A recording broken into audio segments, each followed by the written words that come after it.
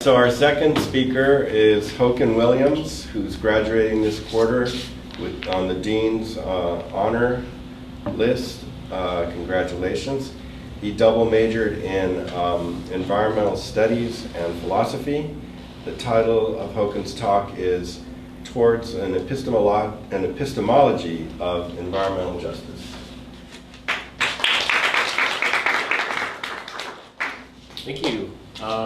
So a few disclaimers before I start. Number one, maybe you can hear it in my voice, but I'm coming out of a sickness right now, so if I stop to cough or sniffle or seem, out of it or something, it's because I'm sick still.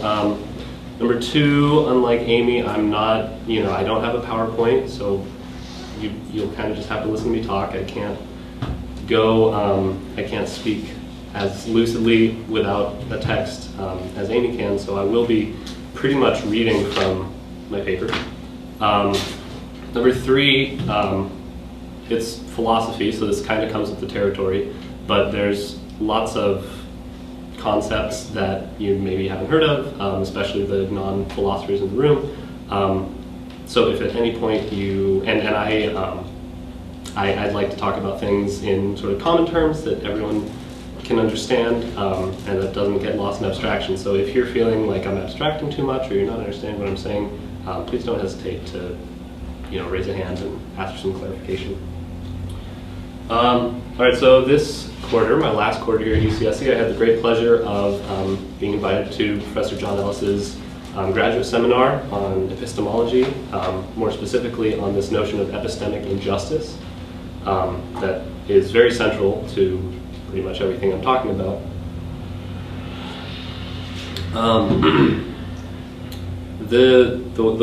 So we read three recent books that came out in the last 10 years about this topic of epistemic injustice. And in general, my experience and the experience of my classmates is that this was a very sort of illuminating framework that got at the ways that our epistemic practices, which is to say the ways we sort of deal with knowledge in the world, how we take in knowledge, how we handle knowledge, can lead to inequality, social injustice, the ways that perspectives can be silenced. Reading all this, though, I, as an environmental studies double major, I sometimes felt, it sounds dramatic, but silenced, or as if my perspective as an environmentalist wasn't being represented, which to a certain extent is maybe unfair of me, because this is a really new literature, and the literature is about the inclusion of viewpoints, but they can't possibly be hoping to include every single viewpoint. But I did, so it's not that I feel that the literature is somehow inadequate for not talking about environmental issues, but there were too many parallels, and the framework just seemed too helpful for me to not try to apply it. All right, so I'm going to start reading from this, and I'm kind of going by the seat of my pants here, so bear with me. Okay, so first of all, what the heck is this thing called epistemic injustice? And is it really a helpful concept for understanding the socio-political landscape and affecting change therein? From its first conceptualization in Miranda Fricker's 2007 book, epistemic injustice is a phenomenon that manifests in two distinct ways, as either a testimonial injustice or a hermeneutical injustice. I recognize that this all sounds a bit jargony, but bear with me, these concepts are useful. A testimonial injustice is just what it sounds like, an injustice that occurs in the act of giving and receiving testimony, although the injustice stems more from the receiving end of things. Whenever one is receiving knowledge, one conducts an assessment of the credibility of the source of knowledge as part of the general project of determining how to receive the knowledge. Frick points out that credibility assessments aren't a precise science and that we can make errors. We either assign too much credibility to people or not enough credibility. There are plenty of innocent ways we can make this mistake. Maybe we're making a mistake of perception, or there's just some non-political reason that I'm assigning too much or too little credibility to someone. But the error ceases to be innocent and begins to be an injustice when it's based on prejudicial concepts of identity. Fricker takes an example from the play The Talented Mr. Ripley, which I don't know if I hadn't heard of before this, but in the play, a character, Herbert Greenleaf, is listening to another character, Marge Sherwood, and he reveals his low assessment of her credibility and the basis of that assessment in prejudice when he utters the words, "Marge, there's female intuition, and then there are facts." So a testimonial injustice occurs when we take a piece of knowledge more or less seriously than is warranted because of our perception of the identity of the source of knowledge and a preconceived notion of the epistemic capabilities of members of that identity group.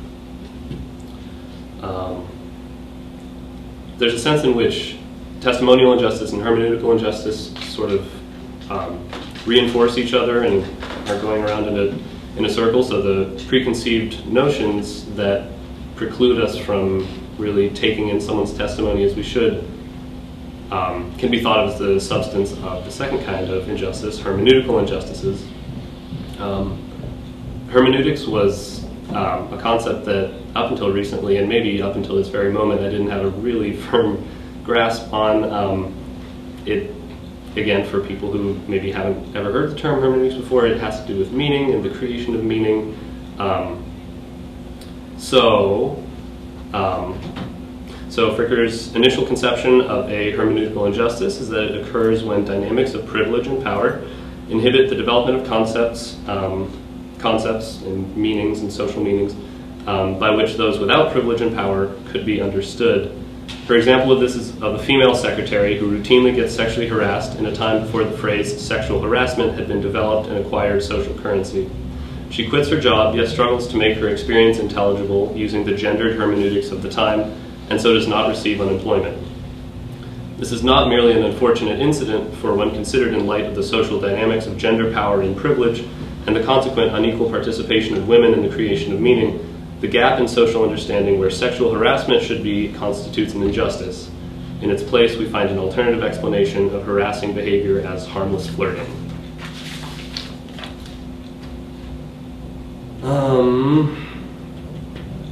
So the second author we read, Jose Medina, his book is a bit larger, came a few years after hers. It sort of expands on a lot of the ideas.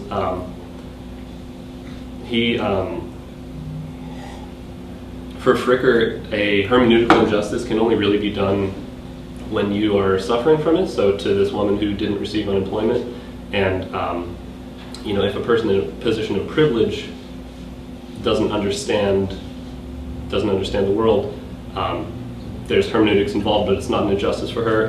Medina doesn't agree with this. He thinks that there can be hermeneutical injustices for the privileged and the oppressed.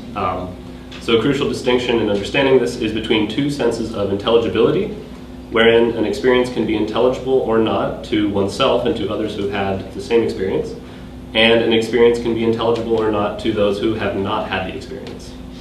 Those who suffer from some social inequality tend to understand the mechanisms by which they've been wronged, and so are hermeneutically advantaged with respect to the issue, despite being materially disadvantaged, wrongfully denied things like unemployment for sexual harassment. Meanwhile, those with privilege and material advantage tend to want to hold on to it, leading them to develop an active ignorance with respect to their privilege, a hermeneutical disadvantage wherein they are blind to that spectrum of privilege and find the relevant experiences of those on that spectrum, which is to say everyone, including themselves, unintelligible. A prime example is white ignorance and the invisibility of whiteness, wherein whiteness is taken as the default and so is not seen for the socially constructed category it is. Statements like, "I don't see color," get made, thus denying that this system of racial hierarchy exists and that the usually white speaker is complicit in it. And so the experiences of people of color as people of color are made to seem overly sensitive, remaining unintelligible and hermeneutically marginalized for white people. Medina says it best in the following lucid passage: "Privileged subjects are also hermeneutically marginalized subjects, for they are conceptually ill-equipped to make sense of certain things, but the things that they are ill-equipped to understand are precisely the things that they may not want to understand. the things that they need not to know if they are to keep enjoying their privileges without having to face uncomfortable questions. Unlike testimonial injustice, a hermeneutical injustice is not done by one person to another, but rather manifests in the dominant social imagination and communication that depends on this imagination. Concepts that accurately describe social systems of power, privilege, and oppression are excluded from our common conceptual resource, or are included in such a distorted form that they reinforce these unjust systems. This exclusion or distortion of concepts in the dominant social imagination is hermeneutical injustice. By the way, can you keep me mindful of time? I have no idea how long I've been up here. So, this concludes my discussion of the two types of epistemic injustice as defined by Fricker and Medina. The usefulness of this framework for political and social change seems obvious to some, but for others it may appear to be little more than putting fancy phrases onto phenomena we already knew about. Or that distinctly epistemic injustices do exist, but are less a root of social problems and more a symptom of them. The following is a brief defense of the unique and important contributions the epistemic injustice framework can make to our understanding. The focus on epistemology, on our own ideas of the world, and the effect they can have, counteracts the externalization that can happen in our relationship with institutional injustices.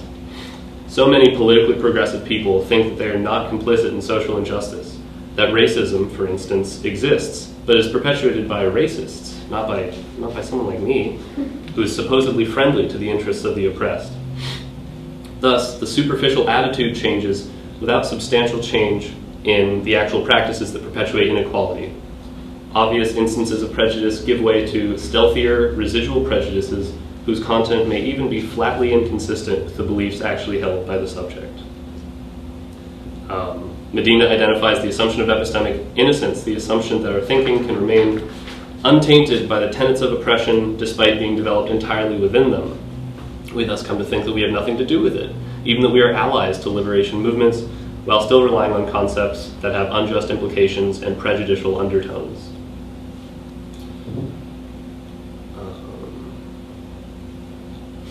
The epistemic injustice framework is powerful because it brings the focus back inside ourselves.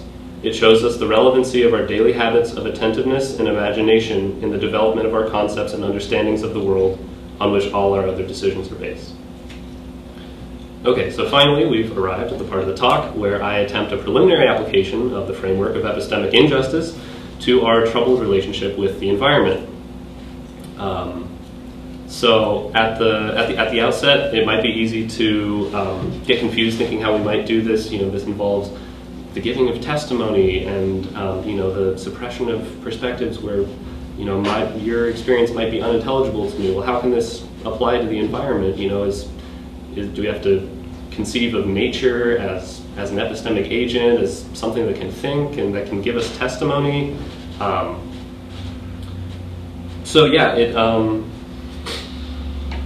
It may seem like a bit of a stretch to regard the environment as an epistemic agent, as an identity against which there exists prejudice, a perspective that has been rendered unintelligible.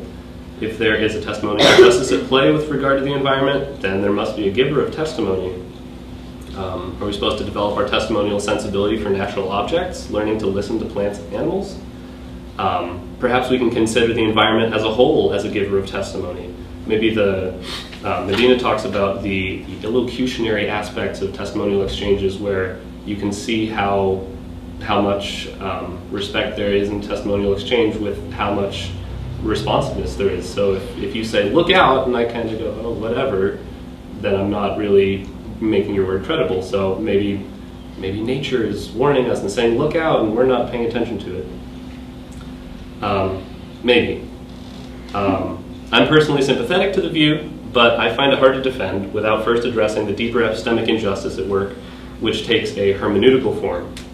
Explaining environmental injustice as a testimonial injustice is in too much tension with our intuitive ideas of consciousness to be persuasive for most people, who I'm sure will find it hard to imagine anything non-human as truly possessing epistemic agency. The epistemic aspect of environmental injustice I would prefer to defend is that there is a hermeneutical injustice at work that distorts our thinking to such a degree that we are in serious danger of annihilating the support systems that give us life, yet have trouble seeing what exactly we're doing wrong and how we could help change it. So as I started putting this talk together, I, rightfully thought, well, hopefully there's already work done on this. There's a whole field called environmental epistemology, which I've encountered more so, I guess, in my environmental studies classes. I don't think much in my philosophy classes here. And there's a strong tradition in this literature of identifying, the ways, or not the way that we separate ourselves from nature, the way that we conceive of nature as an other, where we think there's a fundamental difference between us humans and any other animal or plant or natural system. I will argue that this othering of nature constitutes a hermeneutical injustice, and will explore the consequences of this for our framing of environmental injustice. Let's see, I have a whole overview of the literature here. I'll just give part of it. The noted poet and environmental philosopher Robert Bly traces the fundamental origins of our perceived split with nature back to Descartes and the mind-body problem. His famous or infamous phrase, "I think, therefore I am," which locates the conscious self in one's own ability to think, and thus denies full epistemic respect to anything outside of one's mind. The lowest consideration of all being given to that which seems to have no mind, the natural world. Brian Norton examines the management philosophy of this guy called Gifford Pinchot in the early part of the 20th century. He was the first U.S. forester, and his management philosophy, he distinguished between people and natural resources. And anyway, there's all these ways that we can see this fundamental distinction in literature and in our own cognition. Is there anyone in here right now who's thinking like, no, I don't think this. I think we're pretty much the same. That when you, is anyone not? Okay, cool, good. We think of humans ourselves as somehow essentially different from and superior to everything else on the planet, even the intelligent animals. Shaking this fundamental idea isn't easy, though we do well to remember that we are animals who experience the world through our senses, who eat and defecate, breathe, sweat, are born, die. The outside world is within us, and we are within it. What do I mean by this? Well, for example, there are communities of microbes with populations in the millions living in your hair, in your skin, in your gut. These have detectable effects on your mood and your consciousness, and without them, you couldn't live. The atoms that make up your body were at one point in the past atoms in a tree, or in a rock, or in the air.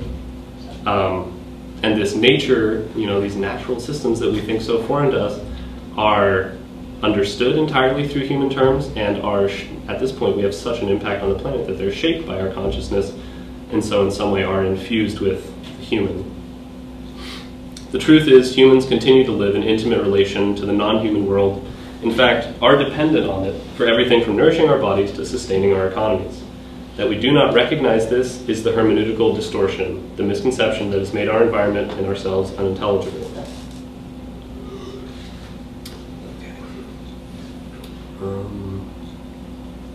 So let's see, there's an aspect which maybe the words we use to refer to it are maintaining this, where when I say environment, that inherently implies something outside of me. When I say nature, that conjures up images, I think for all of us, of some divine, mystical, a magical forest or something, and so the words we use maybe reinforce this distinction. But more crucially, because this is what actually makes this hermeneutical distortion, this misconception where we think ourselves separate from nature, what makes that an injustice, right? The term is hermeneutical injustice. Well, it is that it's founded on socially unjust structures of power and privilege. To be an injustice, the hermeneutical gap must not only be harmful, but also wrongful. Must be based on something unjust.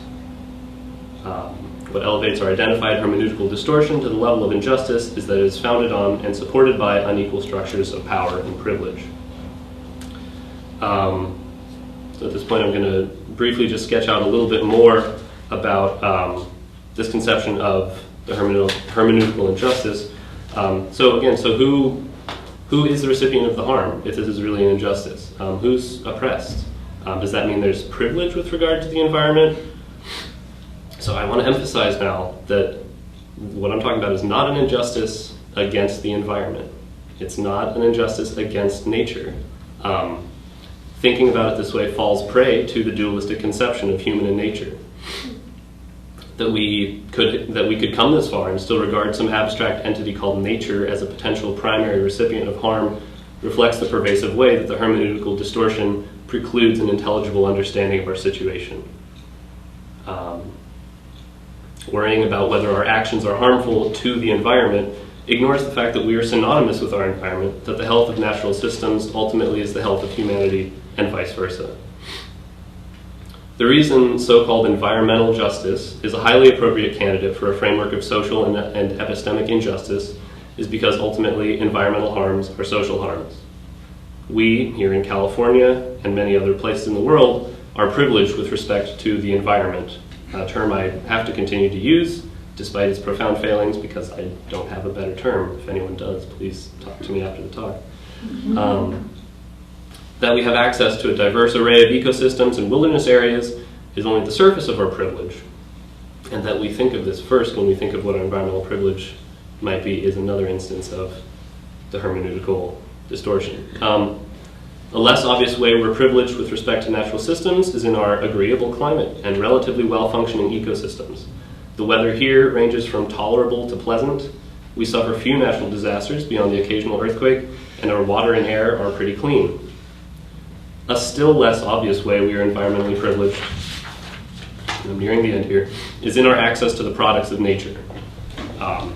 We're also quite economically privileged, and there's an extent that I haven't explored here in which economics is fundamentally tied with the environment. And so we have the purchasing power to get any goods we need, for the most part, even those constructed from natural resources that are declining. The abstract, modern sheen of our technology makes it easy to forget that it all comes from the planet's natural systems, that everything from the paper it's printed on, to the circuits in the computer it was written on, to the coffee that fueled its writing, came at a point more or less removed from me by the production process from somewhere on the planet. The widespread ignorance of the supply chains and production processes that provide us with the materially privileged lives we lead, and our blindness to the fact that even the poorest among us is still quite materially privileged, is akin to the white ignorance discussed earlier, in which there is ignorance of oneself as privileged as well as ignorance of the unjust social processes that create this privilege. With privilege comes hermeneutical marginalization and the propensity to find explicit expressions of our privilege unintelligible.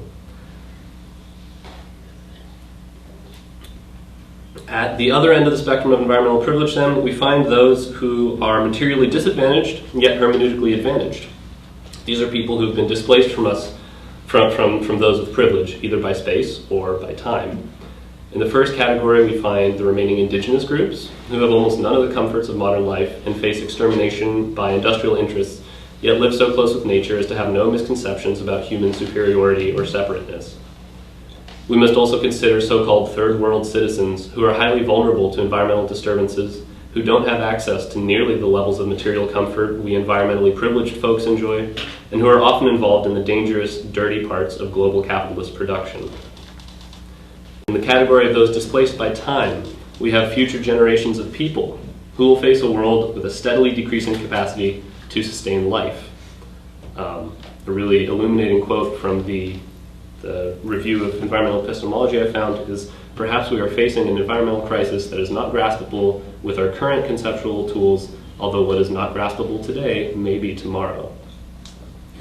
These groups of people will tend to find our environmental problems more intelligible, sympathizing more with those who are environmentally disadvantaged and being less susceptible to the hermeneutical injustice I've been discussing. Those with environmental privilege have semi-successfully actualized the separation from nature, wherein the more technologically advanced we get, clothes, refrigerators, computers, biotechnology, the further we are from an experience of both the world and ourselves as essentially biological. Conversely, it's not hard to see how someone who has no access to any toilet whatsoever and so must defecate by train tracks and in forests, as is the situation for 2.6 billion people on the planet, no toilet at all, not even like a pit, has a more intimate, accurate experience of themselves as a biological creature. Similarly, a society facing, for instance, food shortages due to the extinction of honeybees, as may be our situation in the not-too-distant future if we can't solve colony collapse disorder, will find our essential condition of dependence on natural systems far more intelligible. In short, our current historically unique position of extreme environmental privilege, which finds its foundation in the unjust exploitation and extermination of people, as well as the degradation of other natural systems, makes our lives seem quite separate from nature, thus allowing us to maintain the hermeneutical fiction that we are in fact independent of the environment.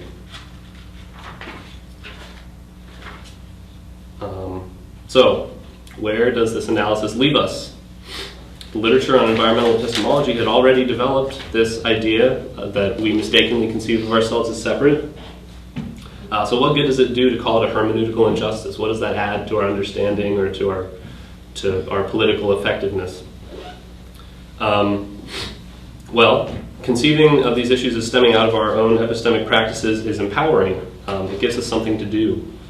It can be hard to approach something so seemingly entrenched and monolithic as racism, sexism, or environmental injustice and not be overwhelmed and alienated.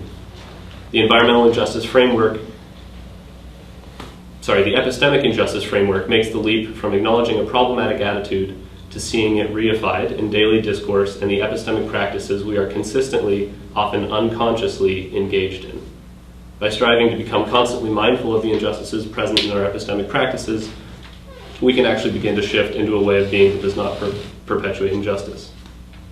Another consequence of this that I won't go really far into is in a lot of this literature on environmental epistemology, environmental knowledge was conceived of as this scientific knowledge that can be addressed through institutional change and policy reform. Again, I think this is symptomatic of a fundamental disconnect between ourselves and nature, and it disempowers us because it takes the attention away from how our own thoughts affect all this. Okay, this is the last little bit. One final goal I hope to have achieved with this paper, or with this talk, and perhaps the one that has motivated me the most, is in making environmental issues compelling to my peers. There's a strong social justice movement among young people these days, and we're witnessing the power of identity to motivate political action. Yet because the identities associated with environmental injustice are not so visible, being marginalized and displaced from us by space and time, and because of the hermeneutical distortion in our conception of the human relationship with our environment, many activists have failed to see that environmental injustice is another form of social injustice. The power of this misconception is such that I've heard a prejudice from social justice activists about environmentalists, that they care about the environment because of their privilege in other arenas, and so they can care about the environment, and that environmentalists care more about nature than people. I will not deny that this is true for some environmentalists, but I hope to have shown that it is not at all necessary, and indeed rather detrimental to the struggle for social justice and equality, to view environmental issues as problems only for the non-human elements of the world. Thanks for listening, everyone.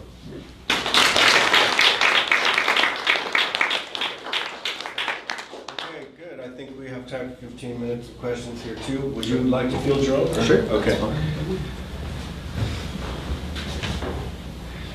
Any questions? It was great talking, and I was in the same class, and really appreciated all the comments you made on this. And I was really interested in what you said about the idea of considering this an injustice to the environment. Plays into this whole notion that there's this dichotomy between ourselves and nature. I thought that was really interesting. But also on another level, I was kind of a little surprised that you focus mostly on hermeneutical injustice. And I guess I'm kind of curious if you think that it might be helpful to consider the ways that we say to each other or to ourselves that this animal doesn't have anything to say, they're not communicating anything, that might be a form of an unjust diminishing of their testimonial credibility. That there are a lot of situations where we're acting as though the world isn't giving us loads of information all day long, and that all the species that we're impacting might be doing that. Anyway, I'm kind of curious what you think about that. Yeah. Whole notion could be helpful, or if it might distract from our solidarity or something. Right. Well, I think you maybe just hinted at it at the end there. I definitely think, like I said, I'm sympathetic to that view. I'm kind of a hippie in that way, and I have nothing wrong with going out in the forest and trying to pick up on what the forest is trying to tell me. And this more abstract way that we can, see, species diversity is declining. Is that in some way an example of testimony, or is, my communion with this individual deer outside right now, is that an instance of testimony? That just gets into all these issues of consciousness and who has consciousness. And there is a section in the paper that I didn't get to where I do talk about the ways in which I think testimonial injustice comes into play, but I don't think we can really understand that until we understand that it's all influenced by this hermeneutical injustice. And again, I think keeping the focus on people is helpful more for pragmatic reasons, I think, than for strictly philosophical ones. Just because, in terms of convincing people that, look, we need to change our environmental practices, I think it's going to be a lot easier to get them to change if we can show them that this actually is harming people, rather than trying to go like, hey, come on, like, regard this deer as an epistemic agent.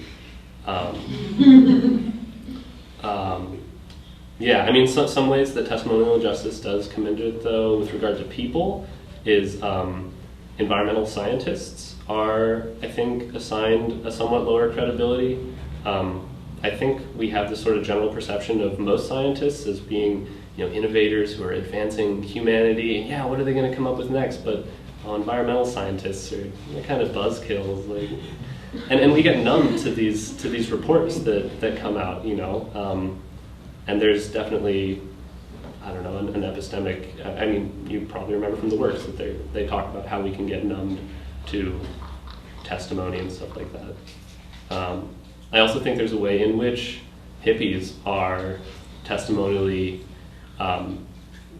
there's testimonial injustice there, and ways in which their actual identities, and in some ways all of our identities as biological creatures, are inhibited because of resistance that we see in our testimonial exchanges. Like if I'm trying to have a conversation with you and I smell bad and my teeth are unbrushed, and they're in a way that's, I don't know, I'm not going to keep trying to explain this now, but yeah, does that answer your question? Oh, yeah. Okay, cool. Nico? Oh, sorry. Yes, I was curious about the move. What role does the move in your argument plays? So, why is it that you want to go with let's get rid of the dichotomy? Why is that? Why do you think that's important? Because it seems to me you can keep some dichotomy, one that doesn't say we're superior. It just says there's a difference between me and a gorilla, even though there's clearly a difference. Right. Superiority is weird to put in there. There's just a difference, and we keep that difference, but it doesn't mean that the gorilla isn't a source of epistemic testimony or knowledge. The gorilla is certainly, the deer even, is certainly, in my mind, capable of knowledge. Right. Of all sorts of things. Right? Definitely. So why instead go for, let's get rid of the dichotomy, we are just part of nature, nature is part of us. Why that? Well, so if we are conceiving of it as a dichotomy, then I do think that's problematic.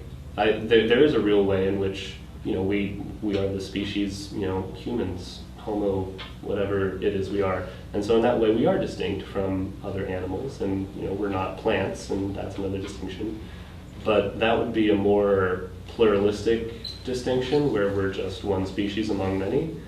And I do think there's a fundamental dichotomy at work in our minds, where that's, for most of us, I think, that's not how we conceive of it, where maybe there's to some extent a hierarchy where there's us at the top, and then smart animals and the less smart animals, and then plants and then rocks or something like that.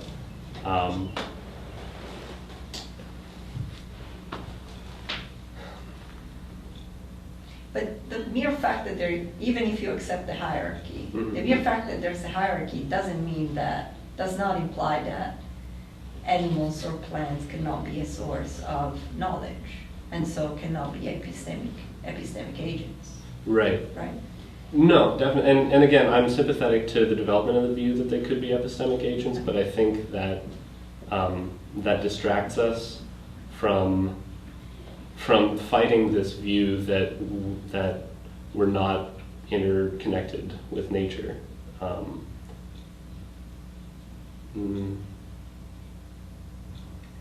Yeah, I mean, I guess it could be seen as sort of just a practical thing, where this view is so widespread right now that it needs to be directly counteracted.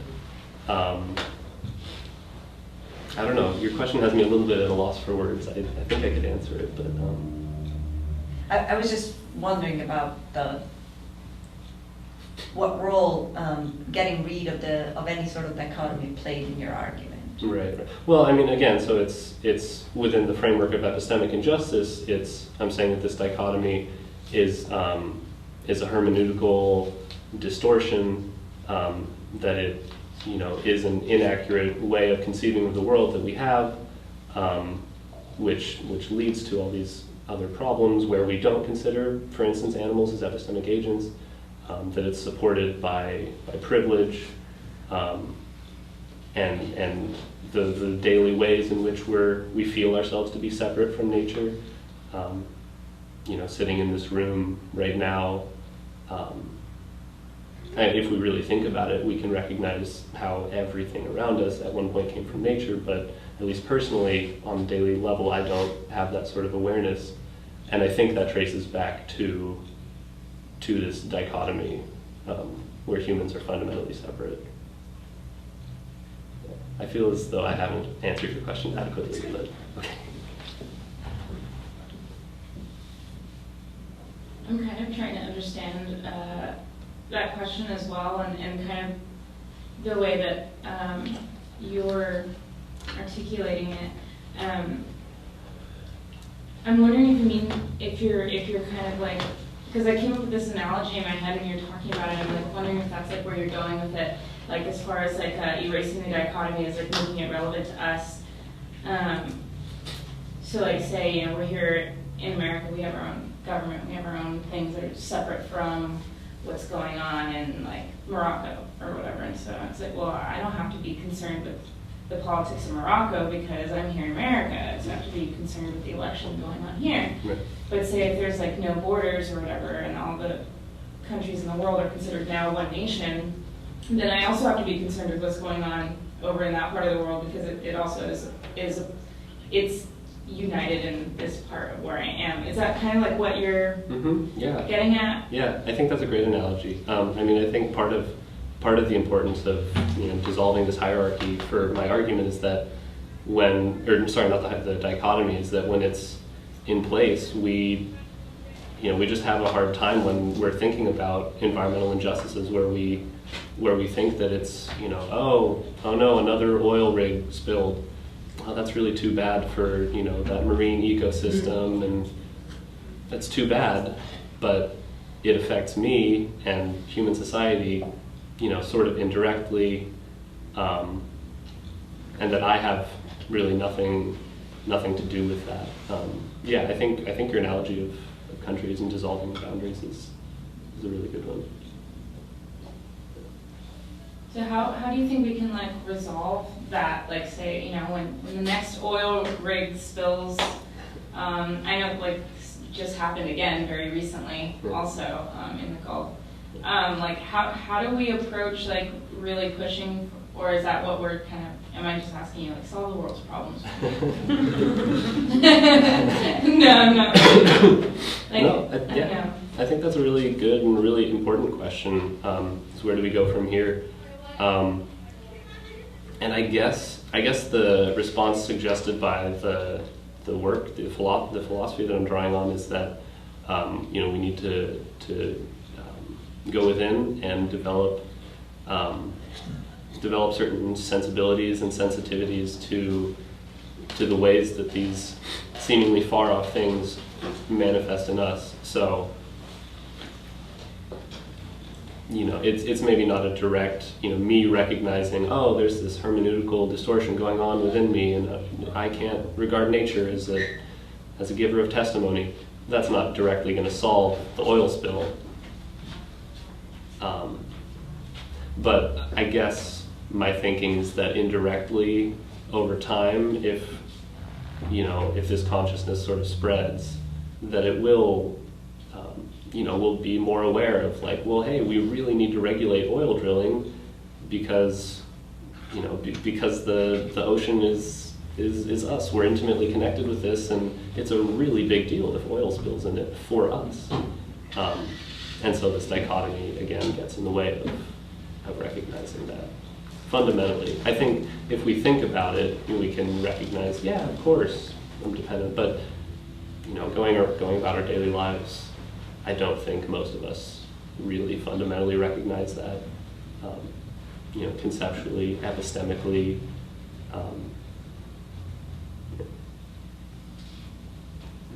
Something I think I'm noticing is a lot of the way we talk about this is try to find ways to make people care by relating it to their life and showing them that this affects me. But I think that's kind of built on the assumption that people don't already care, or people don't care about things that, let's say hypothetically, they didn't directly affect me. The idea that then people just wouldn't care. But I don't know, I think people already inherently care, and maybe just connecting people to the fact and giving them a space to recognize that they do care. Right.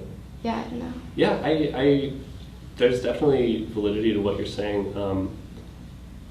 I guess I'll say first of all that connecting political issues to identities and to how this relates to me, it seems to me has been really, really powerful in in more obviously social issues like racism and sexism and all these other isms that all these social movements are. I think my perception at least is that they're going very strong right now, especially among our generation, and it's because they're related to, well, who am I? How do I relate to this? That being said, people do care about the environment, especially nowadays, especially in Santa Cruz. But I guess I'll also point to, so this thing I alluded to about active ignorance and white ignorance, and the way we can try to map that onto this, where we think we're an environmentalist and we say we're environmentalists and like, yeah, totally, I care. But that there might still be, and probably are still, ways in which, despite that belief and despite like, yeah, totally I care, then when we're not thinking about caring about the environment, we're perpetuating ideas and ways of being in the world that are not caring of the environment. Does that answer your question? Kinda. I guess it almost seems to me like the way it's described is caring is a thought process rather than an inherent quality that people just have to access. That's interesting. I think caring is a thought process, or at least it's manifested as a thought process. If you didn't have the thought, I care about this, I guess you wouldn't have to have the propositional thought, I care about this. And there is sort of an intuitive way that, no, I just care.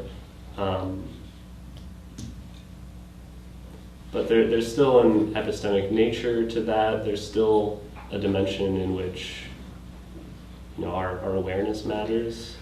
and in which we might not fundamentally care in every moment, or in which that fundamental care might not translate into substantive change. Is that? Kinda, yeah. Okay. No, yeah. Okay. Thank you. Yeah. I think, So related to a number of these questions, especially Nico's, about the dichotomy, I wonder if part of the reason it's difficult for you to characterize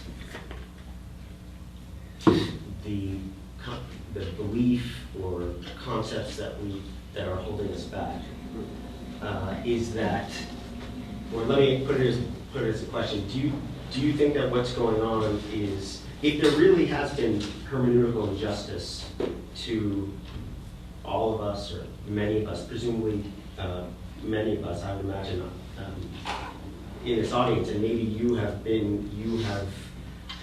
acquired something more, or part of what is motivating your work is that maybe you have seen something about our relation to the environment, or something about the environment that you think is not appreciated, or not even allowed or made possible within the social concepts and social imaginary and so on that exist. And so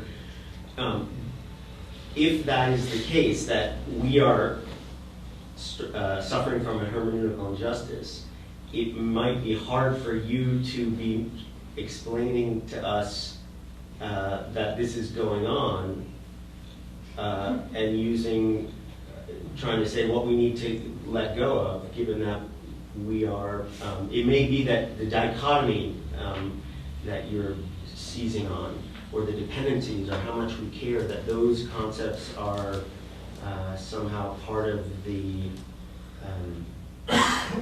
what's holding us back, or at least maybe those are sort of foundational to, more foundational than they should be, or something like that. Yeah, definitely. So I'm realizing now that maybe part of my response to the question about caring should have been that, even framing it that way to an extent is symptomatic of this dichotomy where, it's like, well, what do we care about? Well, nature. Well, we're nature, and so again, I think it's reified to use Amy's, well, not Amy's term, but,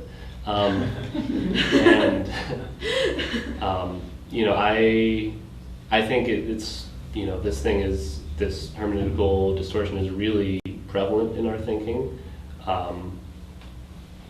I like to think that I'm making progress away from it, but it's so pervasive that, even just like I kind of alluded to, I would argue even just using the word environment to some extent, confirms this way of thinking. In terms of what motivated me to do this work,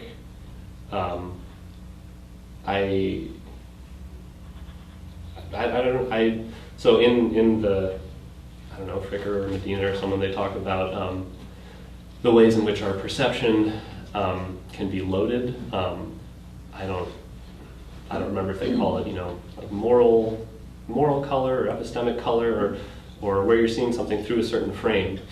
And so in the same way that maybe if I'm like looking at things through the lens of like gay rights issues, like, oh, in what ways is everything that's going on right now relevant to that? I think for whatever reason I sort of tend to see things in environmental color, in an environmentally loaded way, where I've personally suffered from probably needless anxiety over this, where it's like, oh no, my tea bag, look at this piece of paper that they had to use and had to get shipped from somewhere, and geez, the gas that it took to do that, and just being really aware of the, environmental oppression is what we've based our lives on. Maybe not oppression. There are ways to live in relation to the environment that aren't oppressive, but I certainly don't think that we're living that way now. And so, I think we owe it to ourselves to recognize the really, really pervasive ways that, how did everyone get here today? Well, a lot of us probably drove cars. How did they, I don't know, had to cut down trees for this. And there's so many examples. Yeah. Does that answer your question? Here, well, I'll just say, I think you're doing injustice to your own position and argument to be focusing on putting it in this old way of look how much we depend on the environment. I suspect that, and from talking with you, that you are